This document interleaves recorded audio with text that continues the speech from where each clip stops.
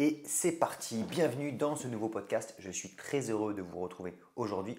Pour ceux qui ne me connaissent pas, moi c'est Robin, j'ai 26 ans et je suis actuellement interne en 9e ou 10e année de radiologie, donc à la 3e année d'internat de radiologie. Et dans cette chaîne, sur ce podcast, j'essaie de vous partager les meilleures astuces de productivité, les meilleures astuces pour être en bonne santé, se sentir bien dans son corps et finalement progresser en tant que personne pour être un meilleur étudiant, pour être un meilleur entrepreneur et pour finalement réussir à ses ambitions, ses objectifs. Voilà. Donc, je vous partage dans ce podcast plein d'astuces que j'essaie de mettre en place dans mon quotidien et de vous faire part de mon retour d'expérience pour que ça puisse servir au plus grand nombre. Donc aujourd'hui, j'aimerais vous aborder quelques sujets très intéressants et le premier sujet qui va être finalement, je pense qu'il va vous servir, c'est le fait que j'ai décidé d'arrêter de mettre des publicités sur les vidéos. Donc sur YouTube, on peut décider de mettre des publicités sur les vidéos. Voilà, ça nous permet d'avoir quelques revenus, ce qu'on appelle AdSense.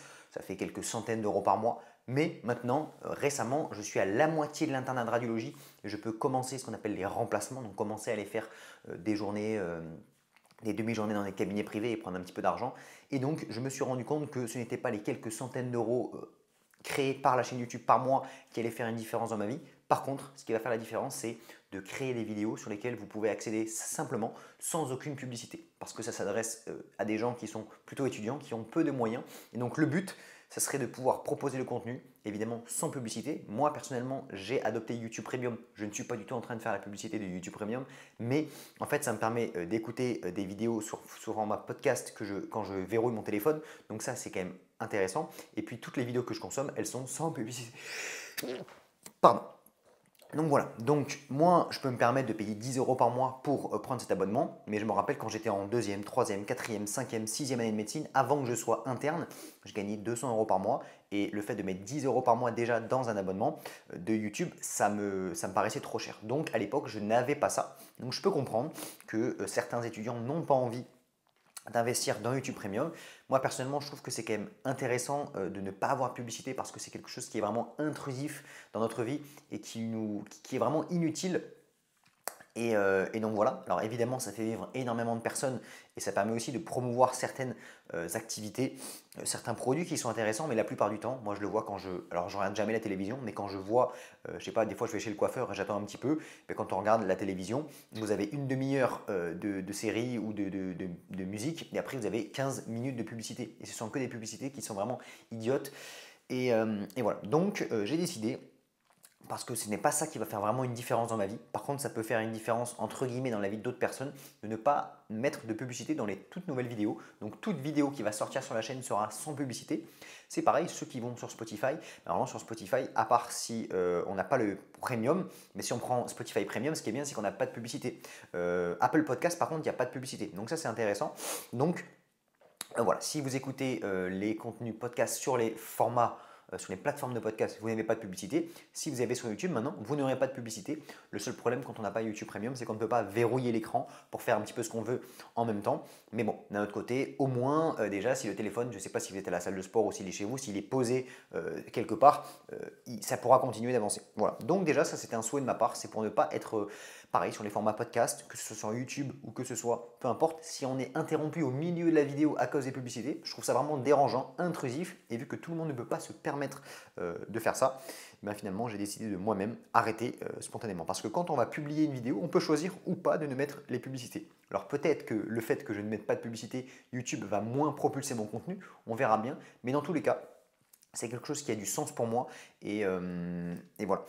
Tout ça, ça s'intègre un petit peu dans une réflexion globale que je partage sur cette chaîne, le fait d'essayer de progresser, mais de faire attention à son temps en fait, parce que ce que je me rends compte, c'est que ce qui a le plus de valeur, vraiment les deux éléments qui ont le plus de valeur pour moi, et c'est ce que je rabâche souvent, c'est évidemment la santé, on va en parler juste après, mais même si on avait plusieurs milliards sur le compte en banque et qu'on est en mauvaise santé, mais finalement on ne pourrait pas en profiter. Et donc, vaut mieux faire attention à sa santé quand on a 25-30 ans, même si on n'a pas beaucoup d'argent. Ce n'est pas nécessaire d'être millionnaire pour pouvoir optimiser sa santé. Bien manger, faire un peu d'activité physique, ça ne coûte rien et vraiment ça c'est indispensable. Donc on va en parler dans une deuxième partie de podcast, comment mettre en place des éléments simples pour améliorer sa santé.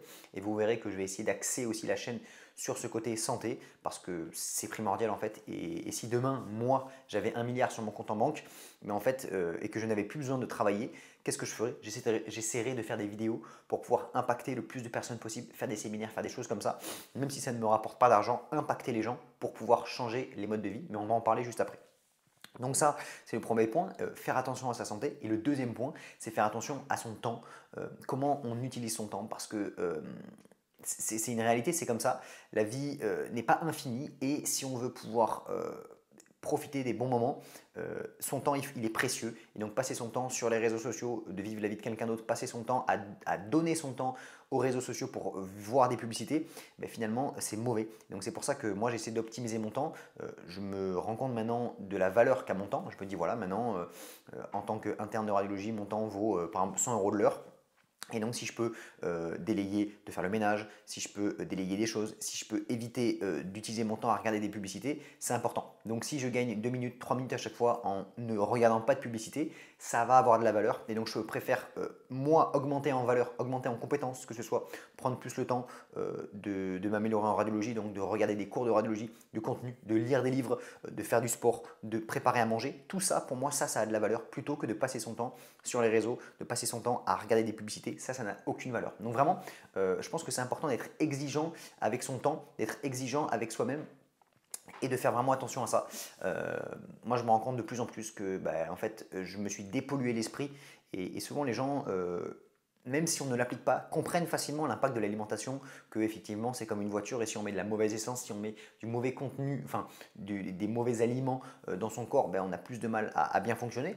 Même si ça c'est beaucoup plus simple à comprendre, les gens ne l'appliquent pas forcément et on va en reparler juste après. Mais le contenu vraiment, il y a la nourriture du corps et il y a la nourriture du cerveau. Et la nourriture du cerveau, c'est ce que vous allez consommer. Et c'est pour ça que moi j'insiste sur le fait de consommer du contenu de qualité, de lire des livres, de suivre des gens qui sont inspirants parce que en fait le cerveau il est dans un espèce de mini bocal, de mini monde et en fait ce monde là on n'a pas assez de temps pour être exposé à tout.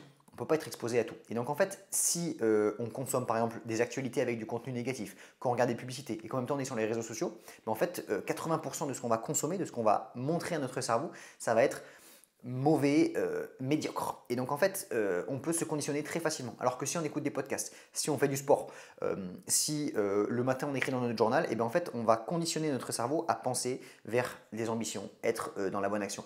Et ça peut très vite basculer. Parce que là, je vais vous dire, ça fait une semaine que j'étais en vacances et j'aime bien faire des petites expérimentations. Et je me suis dit, ok, pendant une semaine, je vais essayer de relâcher un peu la pression, de relâcher, d'être moins en mode. Alors, je faisais toujours mon journal, j'écrivais, j'avais quelques objectifs, mais j'étais moins focus, moins à fond. Et en fait, le fait d'être plus sur le téléphone, de jouer un petit peu sur de jouer à des jeux sur mon téléphone, de moins travailler, etc. Mais en fait, il faut savoir relâcher la pression, bien sûr, mais j'avais vraiment l'impression de me ramollir et ça a vraiment baissé, en fait, paradoxalement, ça a baissé mon niveau moyen de bonheur et de fierté, en fait, parce que j'étais moins fier de ce que je faisais et j'étais moins aligné avec mes ambitions. Et en fait, il faut trouver cet équilibre où, évidemment, il faut savoir profiter aussi des moments, mais moi, je trouve que c'est plus important de profiter des moments en famille, avec des gens qu'on aime, découvrir des endroits, balader, etc., plutôt que de simplement être sur son téléphone et scroller de manière indéfinie. Parce qu'en fait, il faut réussir à faire la différence entre les addictions et les sources de dopamine pures qui nous font croire qu'on profite des moments plutôt que des vrais moments où on profite. Et donc voilà, moi j'essaie de, pareil dans mon journal, j'essaie d'écrire les moments qui ont vraiment de la valeur et qui me permettent vraiment de décompresser. Faire un dimanche, fêter des anniversaires en famille un dimanche, aller balader, aller faire un barbecue avec des potes, ça c'est vraiment des valeurs des moments qui ont de la valeur. Alors que être le jeudi parce que je suis en vacances le jeudi après-midi et passer 3 heures sur mon téléphone, ça n'a peu de valeur. Donc voilà, vraiment réussir à faire la part des choses. Et en fait, souvent c'est un piège de se dire je vais décompresser. Et c'est exactement la même chose où des fois je parlais de l'importance de faire attention aux pauses qu'on fait. Par exemple, on va travailler la technique du Pomodoro, où on va travailler 1 heure et demie, puis après on va faire une pause de 10 minutes.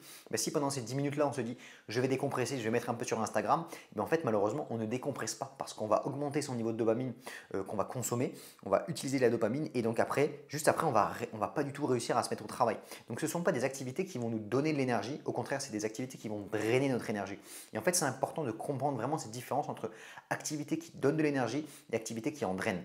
Et en fait, être sur les réseaux sociaux, faire des soirées vraiment où on se bourre la gueule, manger n'importe quoi, ça ne nous donne pas de l'énergie, ça nous en draine. Et en fait, on peut travailler et décompresser avec des activités qui donnent de l'énergie.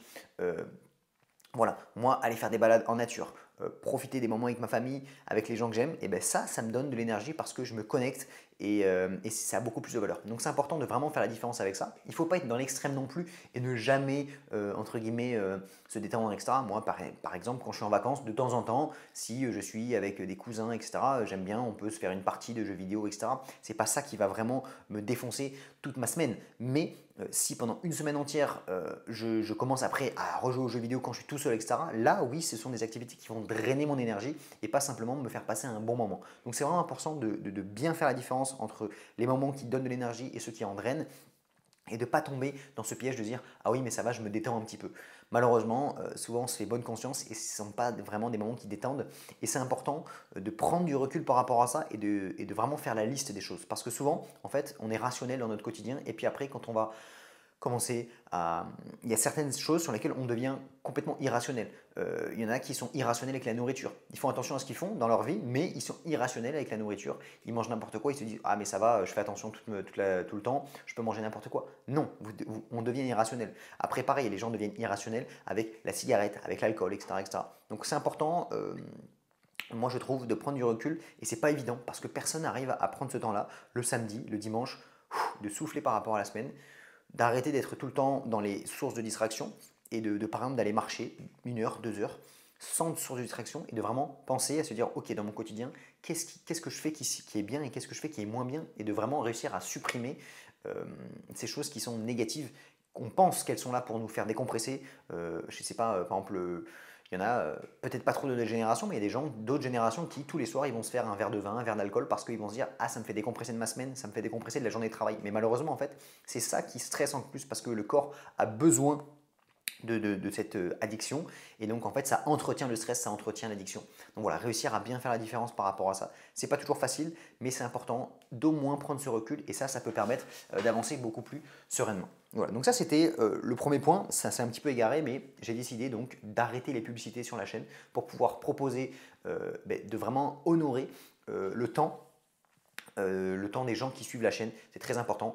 Pareil, vous avez vu qu'il n'y avait pas trop de... Enfin, j'ai même promu aucun produit extérieur. Je promue un petit peu les formations moi, que je fais, mais parce que c'est moi qui les ai créées, je sais l'impact et la valeur que ça peut avoir.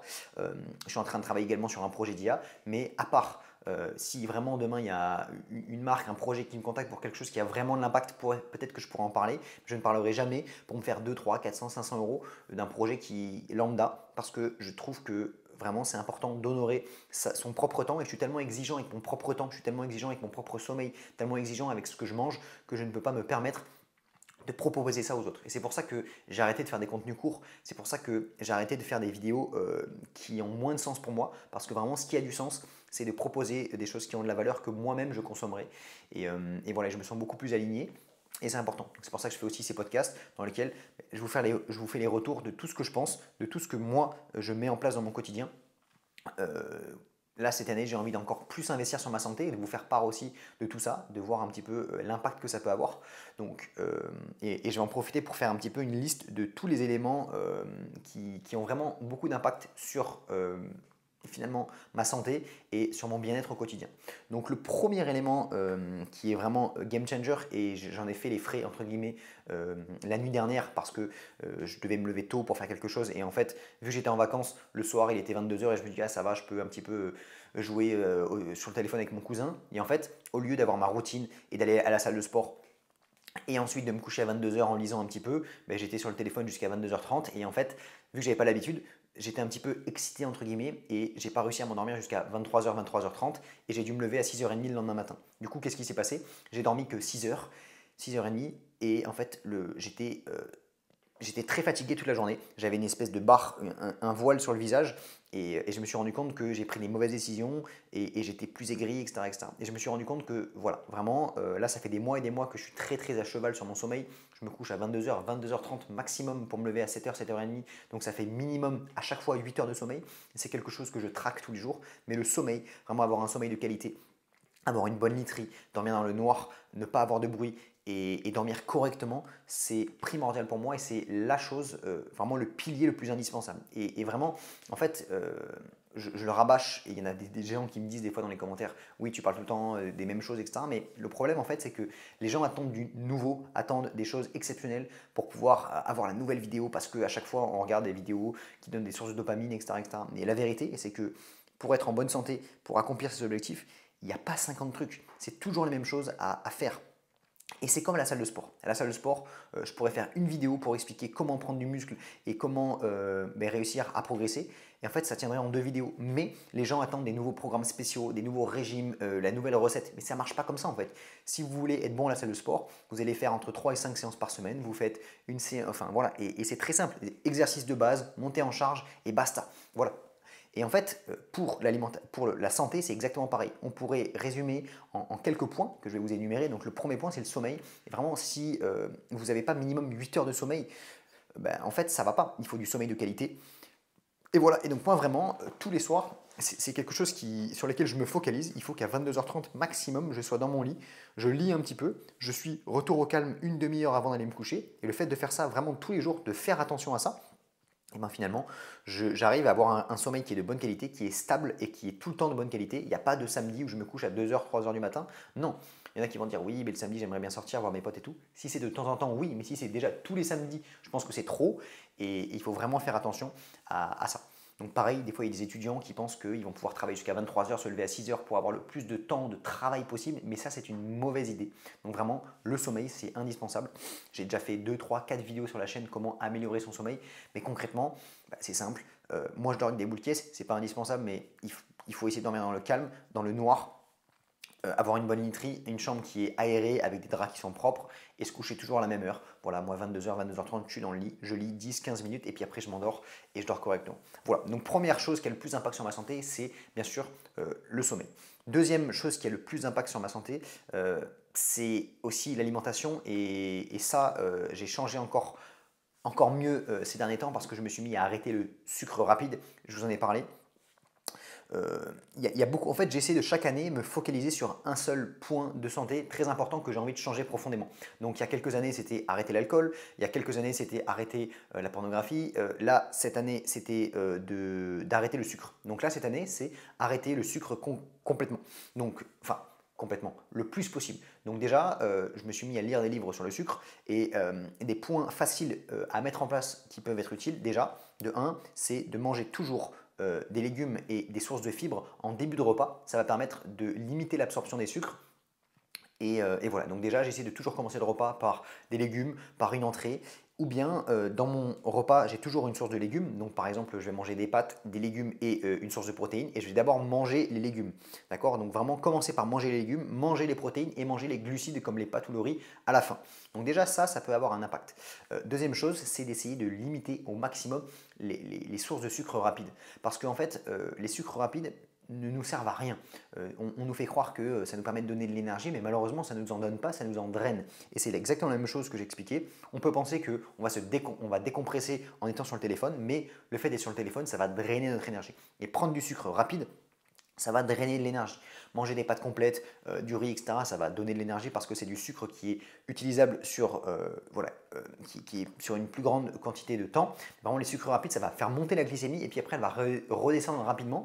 Et en fait, ça ne donne aucune énergie. Au contraire, ça va faire un pic, puis après une hypoglycémie et donc on se sent mal. Donc c'est pour ça que la plupart des gens, après 13h, 14h, une fois qu'ils ont mangé le midi, mais ils sont fatigués parce que déjà de 1, il n'y a pas de légumes dans les repas et de 2, parce qu'il y a des glucides rapides qui vont perturber, qui vont faire un pic de glycémie et puis qu'après elle va redescendre. Et donc ça c'est très mauvais. Donc déjà ce que j'essaie de faire c'est de vraiment conscientiser ma prise de sucre. Donc déjà là moi j'ai quasiment arrêté les sucres rapides, donc en dessert c'est soit des yaourts blancs, soit c'est des skyrs, des choses comme ça, mais il n'y a pas de sucre rapide comme un cookie, un brownies, etc. J'ai pas dit que j'arrêterai complètement d'en manger dans ma vie, mais il faut que ce soit réservé pour des occasions. Donc ça peut être soit, déjà pour commencer, ça peut être bien une fois par semaine le week-end, par exemple en dessert. Voilà, vous avez un barbecue le samedi après-midi avec des amis ou avec votre famille, vous avez le droit évidemment de prendre un petit dessert sucré. Mais il faut que ce soit une récompense et pas une habitude, parce que c'est une mauvaise habitude, c'est une habitude qui n'est pas nécessaire. Quand on était à une époque préhistorique, il n'y avait pas de sucre rapide comme ça. Et le but, c'est pas de dire qu'il faut retourner à la préhistoire, mais de comprendre que dans le monde, il y a eu des avancées technologiques, on a apporté plein de choses avec l'avancée, mais il y a des choses qui sont délétères. on voit bien que la création de l'alcool, quand on voit toutes les maladies, c'est délétère. La création des réseaux sociaux, ça peut être bien pour discuter avec les gens, mais quand on voit toutes les sources d'addiction, quand on voit le nombre de temps perdu, ça peut être délétère. La création de l'industrie agroalimentaire, le fait de pouvoir avoir de la viande ou avoir des légumes facilement dans les supermarchés, c'est très bien, mais de pouvoir accéder au Kinder, au Ferrero Rocher, c'est quelque chose qui n'est pas spécialement bon. Donc il faut toujours comprendre que dans les avancées technologiques, il y a toujours du bon et du mauvais. Par exemple, moi je trouve que l'invention de McDo, ce n'est pas une invention technologique, ce n'est pas quelque chose qui a révolutionné. Au contraire, ça a fait régresser parce que ça va donner beaucoup de gens qui sont en mauvaise santé, etc., etc. Voilà. Donc vraiment, essayer de faire la part des choses dans les avancées technologiques et de se dire que finalement, avoir des sucres rapides qui sont accessibles en permanence, ce n'est pas physiologique et donc il faut utiliser ça comme une récompense de temps en temps. Donc moi je me suis dit, bon moi je suis un petit peu extrême, mais je me suis dit que c'était vraiment disons une fois par mois, de temps en temps, si j'ai un anniversaire, si c'est mon anniversaire, si c'est à Noël, etc., je vais en profiter, bien sûr, de temps en temps. Mais au quotidien, en tout cas, ne pas avoir de sucre rapide parce que finalement, ça détruit la santé, ça peut rendre diabétique alors qu'on fait 50 kilos, ça, c'est pas un problème. Et donc, voilà, faire attention à ça. Et je me rends compte que ça régule encore mieux mes niveaux de dopamine parce que, en fait, moins on a de sources de dopamine qui donnent des pics dans sa vie, plus on est stable. Et donc, je me suis rendu compte que les réseaux sociaux, ça donnait des pics de dopamine, le sucre, ça donnait des pics de dopamine, les jeux vidéo, ça donnait des pics de dopamine. Qu'est-ce qu'il y a d'autre qui donne des pics de dopamine? Il y a plein d'éléments, mais si vous supprimez ça, on est beaucoup plus stable dans ses émotions, beaucoup plus stable dans ses intentions, et on arrive beaucoup plus facilement à prendre des décisions de bonne qualité, que ce sont travailler sur des projets qui sont importants pour nous. Parce que si dans notre quotidien, on a des activités qui ont des niveaux de dopamine trop importants, je l'ai déjà expliqué dans un podcast, mais le contraste entre ces activités-là qui sont géniales versus travailler pendant 2 heures sur son bureau, ça va paraître pénible. Et donc c'est pour ça que, par exemple, quelqu'un qui va fumer et qui va avoir des pics de dopamine importants, il va avoir du mal à rester concentré pendant longtemps parce qu'il va avoir besoin, il est sur une activité qui est très plate, qui est très pénible, et puis il a l'habitude d'avoir des pics réguliers. Donc rester 2 heures à travailler, il va avoir du mal parce qu'il va avoir besoin d'avoir sa cigarette en plein milieu. Et c'est pareil, si vous êtes habitué à manger du sucre, finalement, travailler pendant longtemps, ça va être pénible parce qu'on a l'habitude d'avoir des bons pics de dopamine. Donc si on arrive à vraiment lisser sa courbe de dopamine et avoir une courbe de dopamine qui est vraiment assez linéaire et des petites ondulations, on arrive vraiment à faire des activités qui sont bien mieux. Parce que je me suis rendu compte cette semaine, en prenant une semaine de vacances, en profitant un peu plus, en jouant aux jeux vidéo, etc., et bien je me suis rendu compte que c'était beaucoup plus dur après, même si je faisais juste 2 heures de jeux vidéo et que après j'arrêtais pendant 3 heures, même 4 heures après, c'était difficile de travailler parce que ça paraissait nul par rapport à ce que je pouvais faire. Et donc, c'est un peu malheureux, mais son cerveau, il faut l'avoir, il faut le duper, parce que sinon, si on lui fait comprendre que toutes sortes d'activités qui sont trop hautes en dopamine, ça n'existe même pas, que ce n'est pas une possibilité, au moins lui se dit, bon, je dois choisir entre quoi et quoi? Je dois choisir entre travailler ou bien être assis sur une chaise. Il va avoir envie de travailler. Et donc le but, moi c'est comme ça que j'arrive à réussir, le but c'est de se dire, ok, si vraiment j'arrive à donner du sens à mon travail, à donner du sens à ce que j'ai vraiment envie de faire pour que ce soit agréable et pour que j'en tire des bénéfices, finalement, je ne vais pas avoir l'impression de sacrifier, de ne pas passer de bons moments. Parce que c'est ça le problème aussi, c'est que si on passe son temps à travailler, que ça n'a pas de sens et qu'on n'apprécie pas ce qu'on fait, finalement, on va craquer, ça nous saoule. Donc, c'est pour ça que moi, j'essaie de trouver du travail qui ont du sens, des projets qui ont du sens pour moi, pour que, au lieu de me dire, ah oui, au lieu d'être sur les réseaux, au lieu d'être en train de jouer, je suis obligé de travailler parce que ça me saoule, et que au contraire, je suis heureux de travailler, ça me donne du sens, ça a de la valeur pour moi, je me sens beaucoup mieux. Et donc ça, pour moi, c'est un élément qui est hyper important. Il y a beaucoup de gens qui parlent de ça, qui parlent du fait de trouver du sens dans ce qu'on fait et apprécier le chemin, apprécier le travail qu'on a. Là, actuellement, moi, voilà, j'ai la radiologie, ça me plaît. Alors, il n'y a pas, quand on est interne, etc., on ne peut pas toujours choisir ses conditions de travail. Des fois, ça me saoule un petit peu. Mais déjà, c'est une spécialité qui me plaît. J'essaie de m'intéresser au domaine et de trouver du sens dans ça. Et donc, le fait de travailler, j'y vais pas à contre-pied. Alors que si vous êtes dans un travail élémentaire qui vous saoule, évidemment que quand vous allez rentrer chez vous, vous avez tellement marre que vous allez décompresser vraiment en regardant la télé, en buvant un petit peu, ou etc. etc. Et donc, c'est pour ça que par exemple, si on est en train de préparer des études, si on essaie vraiment de donner du sens à ce qu'on fait, de savoir pourquoi on le fait, et de trouver une manière de travailler qui est agréable sur un bon bureau avec un bon ordinateur, etc., etc., ça va être beaucoup plus simple de travailler et beaucoup plus simple surtout de couper toutes les autres sources de dopamine et de tentation et de trouver et d'apprécier le fait de travailler, pas de déprimer parce qu'on se dit en fait ça me saoule, ma vie est nulle. Et c'est exactement ce que j'ai expérimenté en sixième année. Quand mes potes autour de moi ils travaillaient, que moi je travaillais dans des bonnes conditions et que je travaillais pour avoir la spécialité que je voulais, en fait j'étais pas malheureux. J'étais dans un environnement, ma micro-bulle me plaisait bien et j'avais pas l'impression de passer à côté d'autre chose parce que j'étais aligné et voilà, et c'était cool. Donc ça c'est important et vraiment, moi c'est ce qui me permet de tenir aussi parce qu'il ne faut pas être idiot. Si on fait quelque chose qui nous saoule tout le temps, on finit par craquer et c'est nul en fait. Voilà. Donc le but c'est pas de devenir un moine et de ne plus rien faire, c'est simplement de faire des activités qui nous donnent de l'énergie. Parce que quand on a fait une bonne journée de travail sur un sujet et un projet qui a du sens pour nous, on se sent fier, on se sent, on a de l'énergie, on n'a pas perdu d'énergie. Voilà. Et donc moi c'est surtout ça qui me plaît bien. Et c'est pour ça que aller à la salle de sport, vivre en bonne santé, faire attention à moi, ça me donne de l'énergie. Ça me draine pas de l'énergie de faire ça. Voilà. Et pour ça, pour que ça ne draine pas de l'énergie, pour pas que ça nous rende malheureux, il faut trouver du sens et il faut s'aligner avec ses ambitions profondes et savoir pourquoi je le fais. Moi, j'ai envie de vivre en bonne santé longtemps pour pouvoir profiter de ma famille, pour pouvoir inspirer des gens et finalement profiter de la vie vraiment. Et moi, je me suis rendu compte que profiter de la vie, c'était ça, c'était vivre longtemps en bonne santé. C'était pas simplement de vivre pendant peu de temps en ayant fumé, bu et pensé que j'ai profité. Parce que je me suis rendu compte que pour moi, ce n'était pas ça, profiter. Voilà. Donc, ça, c'était le point sur la santé et sur les sources de dopamine. Ensuite, eh bien, on avait dit que se fixer des objectifs qui ont du sens, c'est indispensable parce que ça permet de faire le lien avec tout ça. Et c'est pour ça que je vous invite à prendre du recul et à savoir les projets qui ont vraiment du sens. Parce que malheureusement, souvent les gens, on a notre travail qui nous prend du temps, bien sûr. Il y en a qui ont la chance ou pas d'avoir un travail qui est plus ou moins important, qui a plus ou moins de sens. Moi, ben voilà, plus tard j'ai envie de monter un cabinet, mais je sais que progresser en radiologie, ça va me permettre d'accomplir mon objectif et donc ça a du sens pour moi. Mais il y en a pour qui ils ont un travail élémentaire, ils travaillent dans une grande boîte et en fait ça a peu de sens si ce n'est que de rapporter de l'argent à la maison.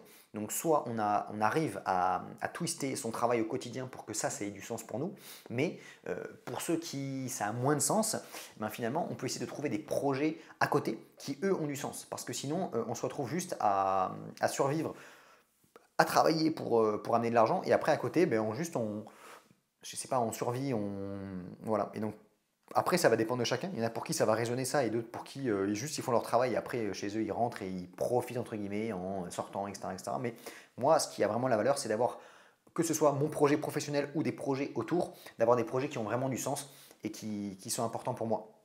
Parce qu'en faisant ça, on arrive vraiment à avancer. Voilà, donc trouver des projets qui ont du sens et surtout prendre du recul. Prendre du recul par rapport à ça et réfléchir vraiment concrètement. Et après, oser y aller. Parce que voilà, moi je monte la chaîne YouTube là, de parler de ces choses-là, de parler de la santé, etc. Ça a du sens. Mais sortir ma première vidéo YouTube, j'avais peur, il n'y a personne autour de moi, j'hésitais. Mais il faut savoir aussi passer à l'action, agir. Et donc si pour vous demain, ce qui a du sens pour vous, c'est qu'est-ce que ça pourrait être se mettre à faire de la broderie, se mettre à faire une autre activité, mais que vous avez peur parce que vous avez peur que les gens vous jugent, etc. Il faut agir, il faut quand même passer outre et aussi s'entourer de gens qui sont dans cette même état d'esprit. Parce que voilà, souvent les gens ils sont un peu pétrifiés. Si pour vous, vous avez, je sais pas, envie de vous mettre à un nouveau sport, tester d'autres activités, ben, allez voir des clubs entourés de vous de personnes qui font ça parce que sinon on reste un petit peu dans son quotidien et c'est facile de rester dans son même quotidien, de rester dans sa zone de confort. Donc il faut vraiment sortir de sa zone de confort et passer à l'action. Et voilà, et moi j'essaie aussi de m'entourer virtuellement de personnes qui sont dans le même état d'esprit. Monter une société, monter une boîte, c'est pas quelque chose de facile.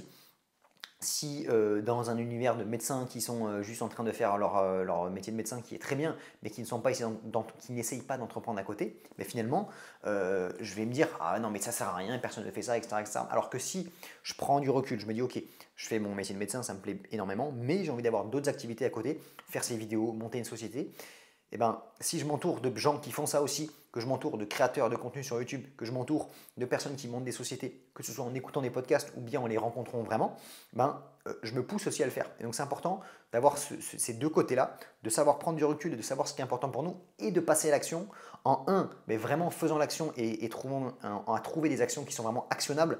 Qu'est-ce que je peux faire?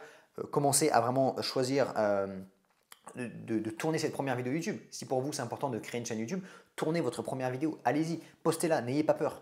ou bien voilà, monter une société, ben, trouver un associé, monter les statuts, trouver un produit, y aller. Parce que sinon, en fait, on reste bloqué. Donc, de un, trouver des actions qui sont actionnables, qui sont concrètes, et de deux, s'entourer des personnes pour que vous n'ayez pas l'impression d'être ridicule. Parce que c'est ça le problème. Si personne autour de nous le fait, on va avoir l'impression d'être ridicule. Si on est comme les gens autour de nous, ça ne nous paraît pas ridicule, ça nous paraît normal. Voilà. Donc ça, pour moi, c'est les deux éléments qui sont intéressants et qui permettent de finalement de passer à l'action et de changer un petit peu d'état d'esprit.